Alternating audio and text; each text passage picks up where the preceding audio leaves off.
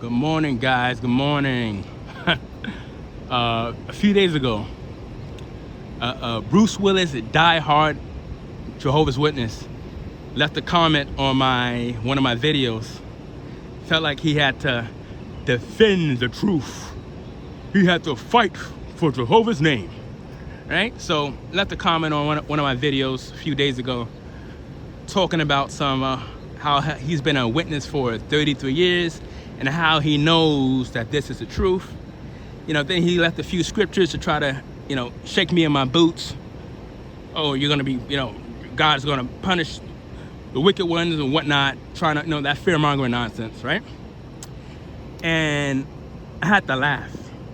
When I saw his comment, Jehovah's Witness talking about he's been a faithful witness for 33 years and how he knows that this is the truth.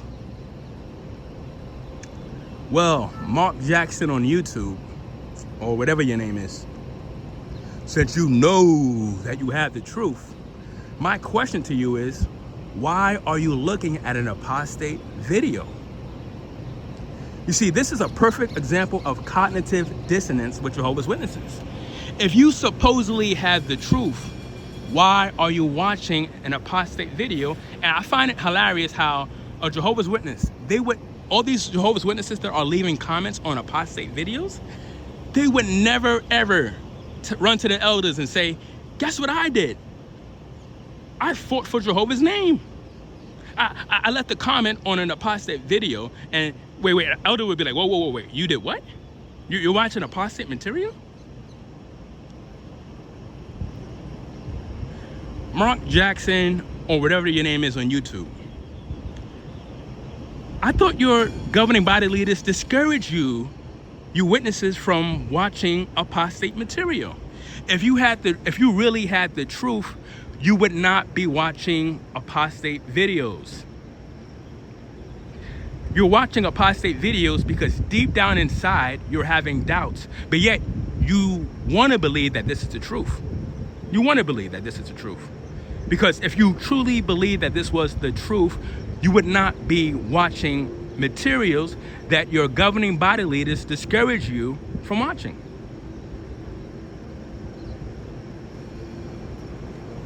Cognitive dissonance at its finest.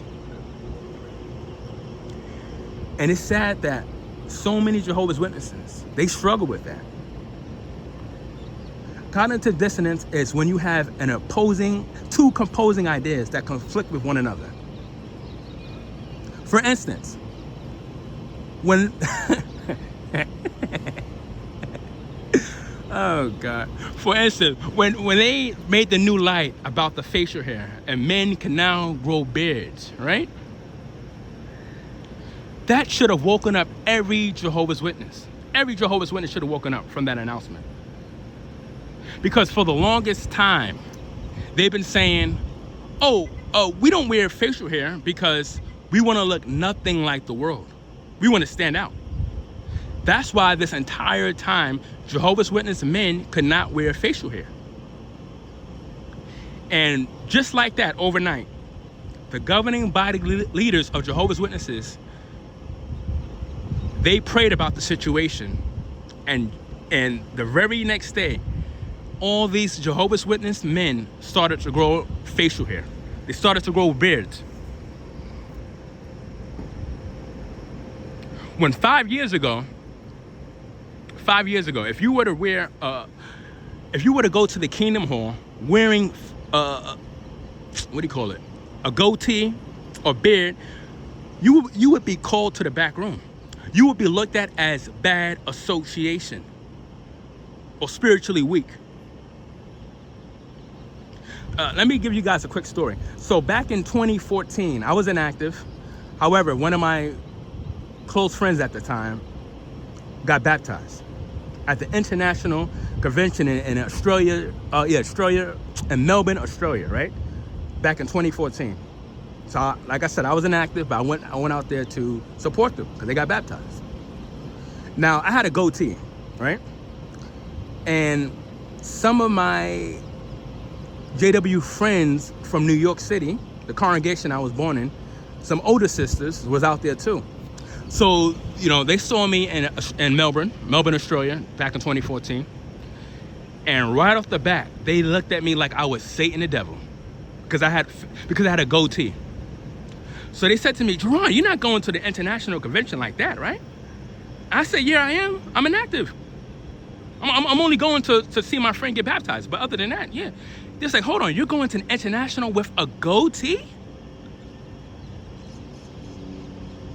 That was back in 2014. And just because the governing body leaders have decided, now it's A-okay for men to wear beards. Cognitive dissonance at its finest. Like I said, every Jehovah's Witness should have woken up from that announcement. But you see, when things don't make sense, Jehovah's Witnesses, they put it to the back of their heads, and they have a I'll leave it in Jehovah's hands mentality. Jehovah knows what he's doing. He knows what he's doing. Even when things don't make sense, Jehovah's Witnesses will still fight for the organization. They'll try to make it make sense. John 14:6 says, I am the way, the truth, and the light. No one comes to the Father except through me. John 14:6. I wonder what witnesses, I wonder what they think when they read that scripture, John 14:6. No one comes to the Father except through me. Jesus said that. If no one comes to the Father, if you need to get to Jesus to get to God, why are Jehovah's Witnesses putting their faith and trust in mere governing body leaders who are not even inspired by God? Answer that, Mark Jackson. How does a Jehovah's Witness read a scripture like John 14:6, and yet at the end of the day, they still put all their faith and trust in governing body leaders that are not even inspired by God? If they're not inspired by God, that means they are not communicating with God in any way. As of recently, when the governing body leaders, when they make when there's new lights, new doctrines, right? The governing body leaders will say, oh, we prayed about the situation. Okay, you prayed about it, that's cool. However, you're still not inspired by God. So whenever there's new light, new direction, it's coming from mere men. It has nothing to do with God. And yet you will still have millions of Jehovah's Witnesses blindly following a group of men that are not even inspired by God. This religion is supposed to be about God. It's supposed to be about God, worshiping God, not men, God. Cognitive dissonance at its finest.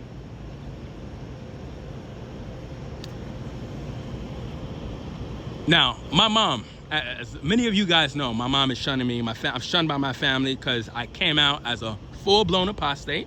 And to this day, I have no regrets. I don't regret that at all. Because I did my research.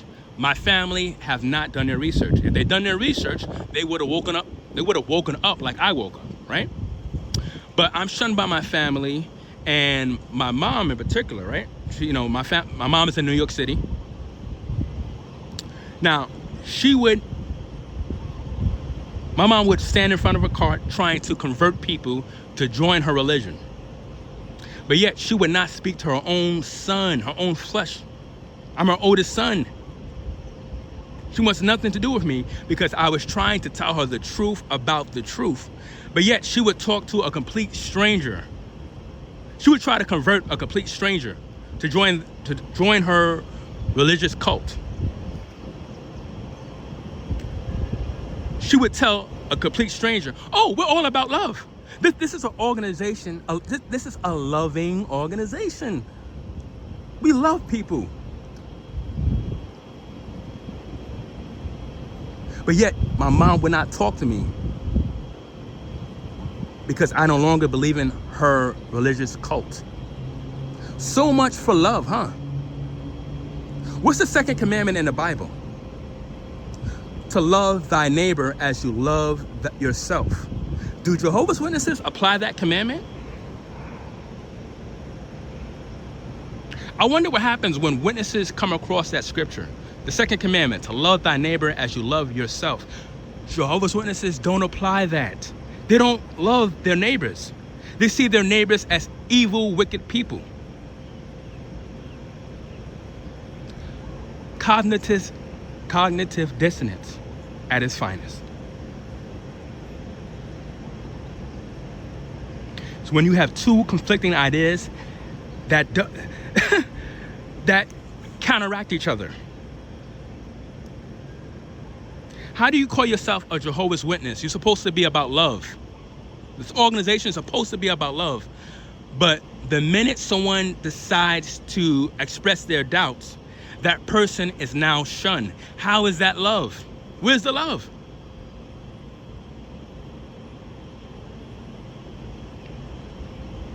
Where's the love? You see, Jehovah's Witnesses, they struggle with so many conflicting ideas. At this point, I'm pretty sure most of them are confused as to what real love is. Because this organization doesn't show love at all. As long as you're going to the meetings, you're coming at the meetings, you're going out in service, a Jehovah's Witness they'll so-called, quote-unquote, love you. The minute you stop doing any of those, oh, we don't see this person at the meeting anymore. Oh, you know what? We might have to start soft shunning them because we don't see them at the meetings anymore.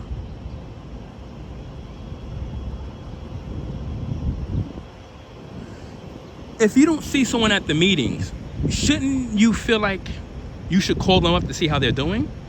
And when I say see how they're doing, I mean genuinely seeing how they're doing. Hey, brother. Hey, sister. I haven't seen you in a while. Are you okay? You need anything? You need any help? Are you good emotionally, mentally, financially? Are you doing all right? But instead, a Jehovah's Witness will call you up. Hey, we haven't seen you at the meeting. What's going on? You still a witness, right? That's all they care about. Is you going to the meetings. But yet, this is supposed to be a loving organization. Once again, where's the love? There is no love in that religious cult. There is no love whatsoever.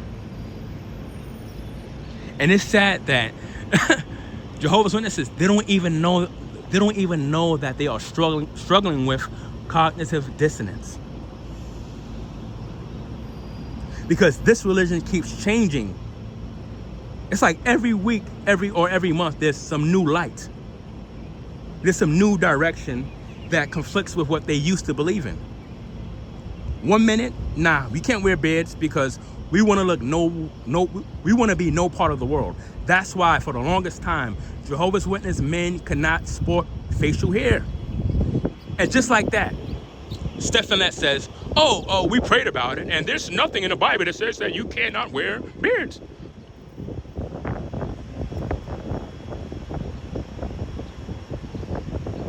One minute, toasting your glass is viewed as a form of paganism. It's viewed as satanic. It's a demonic ritual. 1 minute. The next minute, Dissonance says, oh, the governing body leaders have prayed about the situation, and now it's A-OK for Jehovah's Witnesses to raise their glasses. Huh? Say what? It was just demonized last week. Last week, it was just demonized. And now it's A-OK for Jehovah's Witnesses to toast their glasses? Because the governing body leaders have decided, once again, this religion is supposed to be about God. Whenever there is new light, the leaders will say, oh, we prayed about it. That's cool, you prayed about it. But where is this direction? Where do the governing body leaders say that this direction is coming from God? They never say that. It's always coming from them. And once again, if you are a Jehovah's Witness watching this, like Mark Jackson on YouTube, if your leaders are not even inspired by God, Why are you worshiping mere men? John 14:6. No one comes to the Father except through me. I wonder what happens. I wonder what's going on in a Jehovah's Witness mind when they read that scripture. John 14:6. It doesn't say you have to run through a group of men, governing body leaders. It says you have to come through me, through Jesus. Cognitive dissonance at its finest. If you are a Jehovah's Witness watching this video, you know damn well that things are not adding up. This religion is not like it's not like the Jehovah's Witness religion I grew up in the 80s and 90s. This is a brand new religion. And it's becoming more clear and clear that we are living in the final part of the last days of the Watchtower and Tract Society. This religion is coming down piece by piece. People are starting to see this religious cult for what it is. Nothing more than a man-made organization. If you're a Jehovah's Witness watching this video, know that I have nothing but true agape love for you. I encourage you to do your research, because no one wants to waste their entire life waiting for a paradise pipe dream that's never gonna happen. They've been speaking about paradise for over a century. And yet paradise is nowhere to be found. Guys, I love you. I'll see you in the next video.